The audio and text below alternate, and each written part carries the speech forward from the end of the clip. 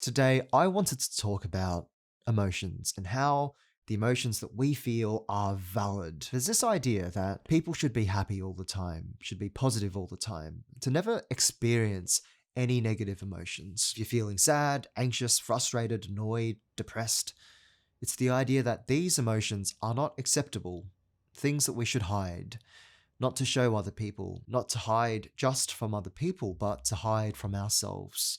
We want to run away from ourselves whenever we feel negative emotions. I think it relates to a self-esteem problem. The fact that we feel negative emotions makes us feel that, hey, we don't have our lives in order. Things are unraveling. Our self-worth as a human being is diminished because we feel bad. I think there's this desire as well to live up to certain standards and to show other people, our friends, family, society at large, the aspects of ourselves which are only the positive things. I'm sure some of you can relate to that. I can definitely relate to that. I, for a long time, had issues and anxiety about showing my insecurity, nervousness, anxiety to other people, because I wanted to put on this front, this fake mask to show people that, hey, I'm this guy who's always smart, charming, confident, who always has his shit together, never feels any anxiety, who's always on the ball, always competent, never feels any negative emotions. Or if I do feel negative emotions, that's all right, because I can handle it. I'm a cool guy, I'm a smart guy, a competent guy, a strong guy. And that front used to run me for a long, long time. For a long time, it was almost like I wasn't even a real human being. Well, that's the way I felt. It felt like the people in my life never saw me for the person who I really was. Who was that person? I'm not sure if I even really knew. I was constantly just running away from myself. Whenever I felt bad or negative emotions, especially in public, in full view of other people, my family, friends, acquaintances, strangers, I felt this desire just to hide that part of myself. And maybe it was an identity thing. The idea that if I showed these darker, more vulnerable, and uglier parts of myself, I was scared because I had low self-esteem. And I thought that if I showed that, that would absolutely shatter that front that I put on for other people to see. So that people would respect me, so that people would think highly of me. In doing so, it just caused me to hide so much of myself from the rest of the world and from myself. A lesson that I've learned the hard way is that when you hide yourself from the rest of the world, it's like a part of you is just ripped away from you. It's like you're so fake and you've lied so much to yourself that almost like you don't even know who you are anymore. And that's why I feel so strongly these days about authenticity and removing whatever mask that I put on for other people. Because that's not me. That is not me. If I am being fake and showing someone that I am a certain way when I'm not actually that way, what am I doing other than telling myself that the person who you really are is not good enough? So you have to put on this bullshit front to show people that you are a certain way so that you can feel validated in your self-worth and so that you can feel good enough about yourself. And I am not the only one. I am sure that you guys can relate to what I'm saying. Putting on a front. We've all done it at some point in the past. Not wanting to appear stupid, silly, incompetent in the eyes of other people. We want people to respect us.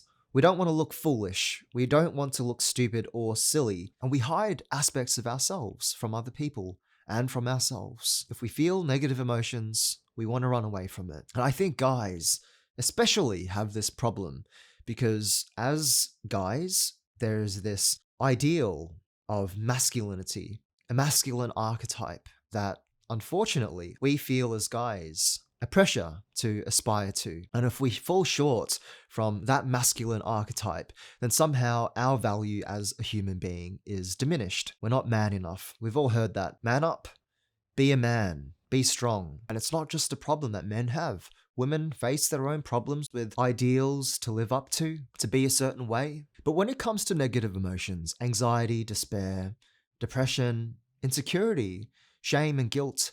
No one wants to talk about these things because it's uncomfortable. Even as I'm speaking about it in front of the camera, it feels uncomfortable. It means that we have to be vulnerable to destroy that front that we put up for ourselves and for other people. But what's so bad about negative emotions? Because negative emotions are a part of us. It's a part of who we are as human beings. And to run away from these emotions is to reject and disown a crucial part of ourselves. What are we telling ourselves? That how we feel is not good enough? And when you think about what makes life beautiful is the contrast, it's the ups and the downs of life. Could you imagine if things were just peachy and happy all the time and you never experienced any negative emotions? Can't help but think, what a boring life. I wouldn't want to live that way. A life where things just went my way 100% of the time, never experienced any negative emotions, because those negative emotions, it allows the highs to be the highs. Without the contrast, everything just becomes boring and bland. Life isn't just about positive emotions. What I think is life, it's deeper than that. I don't want to live a happy life necessarily, but a meaningful life. A meaningful life isn't always easy. There are ups, but there are downs as well, because the right thing to do oftentimes is not the easiest thing to do. If I reflect upon my own life, all of the negative things that have happened and all the trauma and all of the shit that I've gone through, if I had the choice to wind back time and to never experience those negative things, to go throughout my life and just experience the positives, would I choose it? The answer is no. Because those negative emotions, those negative experiences, they've shaped me to be the person who I am today. These negative emotions that we experience, there's a silver lining to it. It makes us stronger, it helps us to grow, and it makes life more meaningful as well when we feel negative emotions. And as the saying goes, whatever you resist will persist. When we repress and suppress our emotions and feelings and thoughts, it rears its head down the track and manifests in darker, uglier, and more destructive ways. Whereas, if you accept the way that you feel, you allow yourself permission to accept it, internalize it, and to let go of it.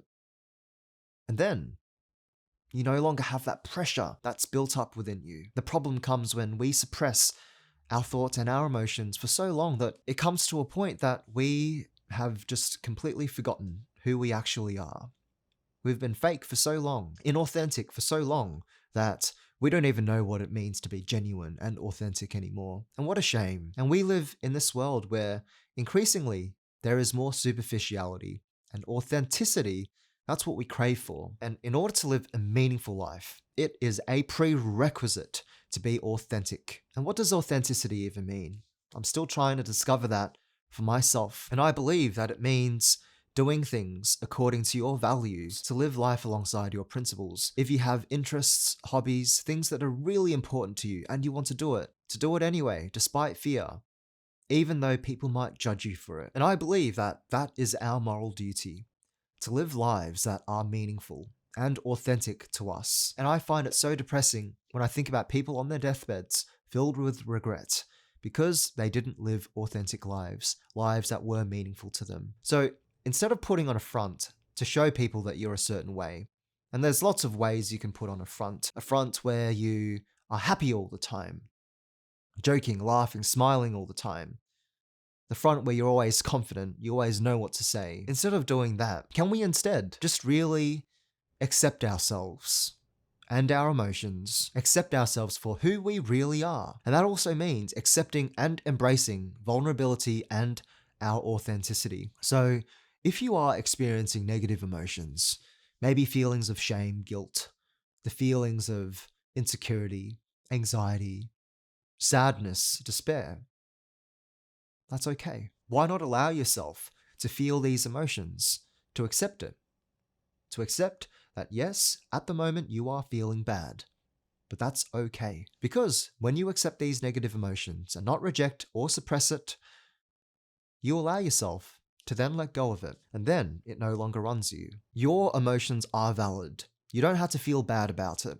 You don't have to hide your emotions from the rest of the world either. You don't have to live up to a certain standard of an ideal you in which you never experience any negative emotions. Give yourself permission to be you. Having said that, that doesn't mean that you should always wallow in negative emotions and stay there and sit there forever and feel sorry about yourself for the rest of your life. Because if you constantly focus on the negatives, then you rob yourself of all the power that you have to move your life in the direction toward the positive. But accepting your emotions does mean that you allow yourself to be genuine and authentic and to really feel who you are and to love and to really accept yourself. And counterintuitively, accepting your negative emotions is one of the first steps toward happiness and fulfillment. So, my dear viewer, I might not know who you are, but if you are going through some dark, difficult, and painful times, realize that it's okay to feel these things.